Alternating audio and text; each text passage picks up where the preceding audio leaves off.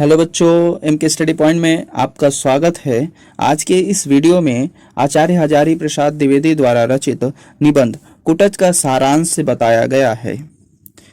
इस वीडियो के अंत में कुटज के द्वारा दिए गए उपदेश को भी समझाया गया है और इस कुटज निबंध का जो है सारांश सबसे सरल भाषा में आप लोगों को बताया गया है। इससे वीडियो के अंत तक जुड़े रहें ताकि उसका सारांश और उसका उद्देश्य अच्छे से आप समझ सकें।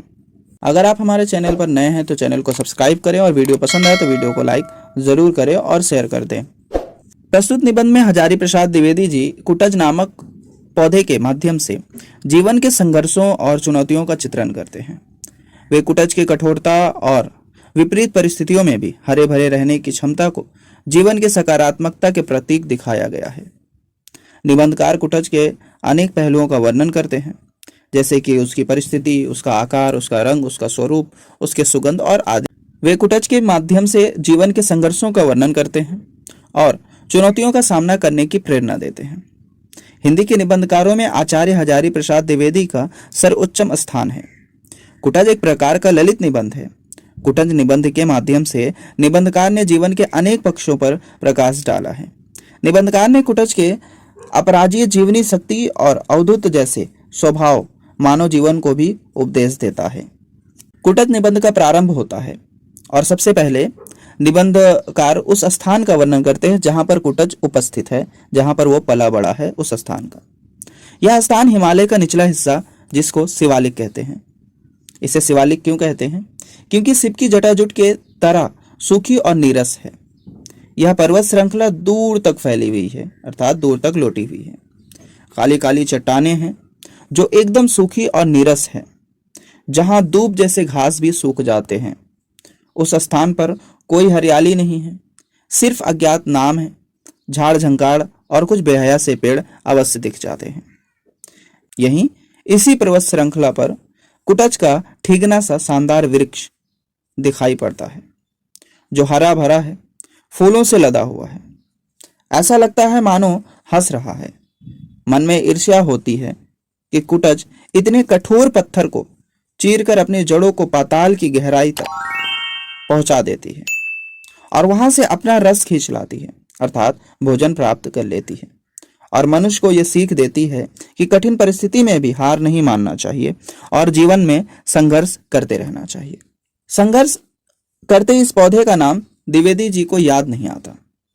मन व्याकुल हो उठता है, क्योंकि बिना नाम रूप की पहचान अधूरी रह जाती है। रूप सामने है लेकिन नाम याद नहीं आता और निबंधकार अपने अतीत के कोने में झांकते हैं। फिर भारतीय पंडितों का प्रश्न याद आ जाता है कि नाम बड़ा है या रूप, पद पहले है या पदार्थ।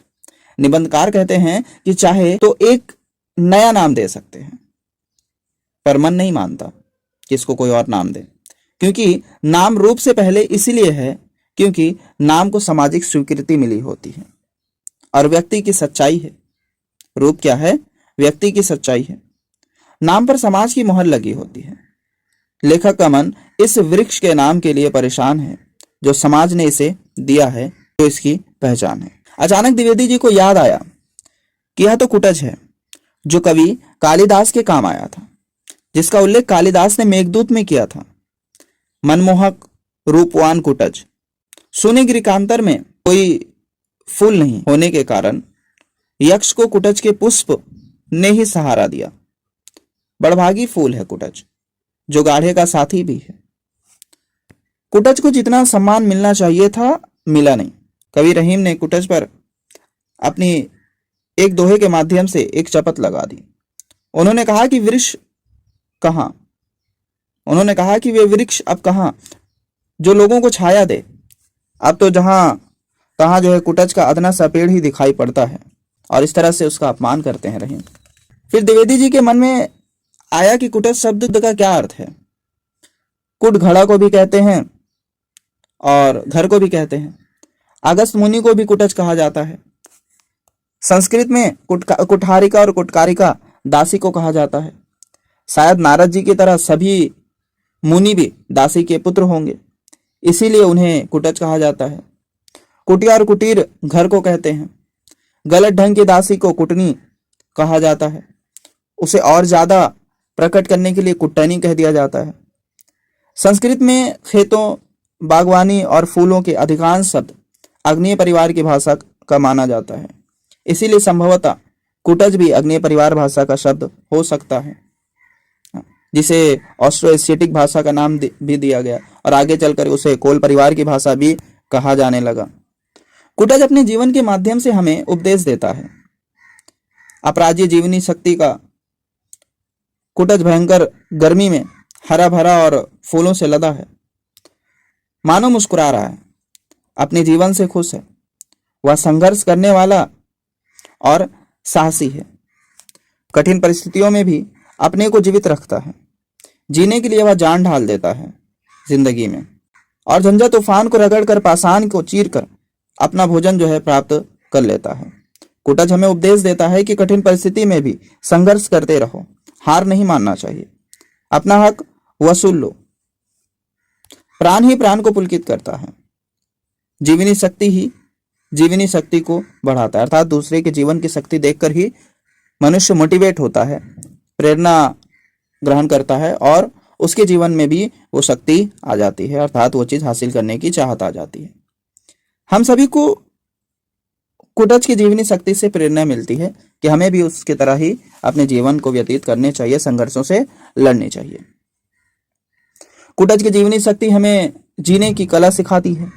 कुटज का उपदेश है कि जियो तो ऐसा जियो कि प्राण ढाल दो जिंदगी में।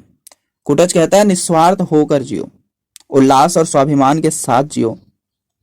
कुटज चटुकारिता और हाँ हुजूरी नहीं करता और ना ही किसी से भयभीत होकर के कांपता है।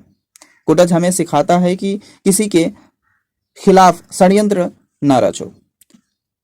वह अंगूठियों की लड़ी नहीं धारण करता, वह दूसरों को अपमानित नहीं करता, वह जीता है और शान के साथ और स्वाभिमान के साथ जीता है। सुख और दुख तो मन के विकल्प हैं। सुखी वह है जिसका मन वश में है, दुखी वह है जिसका मन परवश में है, जो चाटुकारिता करता है। कुटज अपने मन पर सवारी करता है, इसीलिए वह सुखी है। कुटज अपने मन पर सवारी करता है, इसलिए वह सुखी है। कुटज राजा जनक के तरह घोषणा कर रहा है कि चाहे सुख हो, चाहे दुख हो, चाहे प्रिय हो या अप्रिय हो, उसे शान के साथ ग्रहण करो। मतलब दुख हो तो भी, सुख हो तो उसे भी, है ना, आपको पसंद हो तो भी, नापसंद हो तो भी उसे आप ग्रहण करो, शान के साथ उसे ग्रहण करो, अपनाओ। कोई किसी का अपकार या उपकार नहीं करता है, बस सब जी रहे हैं। कुटज कहता है कि अपने मन पर सवारी कीजिए और उल्लास से जीवन व्यतीत कीजिए। संघर्ष से कभी पीछे मत हटिए, क्योंकि पूरा जीवन ही संघर्ष है। ओके स्टूडेंट्स, धन्यवाद। अगर वीडियो पसंद आया तो लाइक करें, चैनल पे नए हो तो सब्सक्राइब कर ले और वीडियो शेयर करें। Thank you.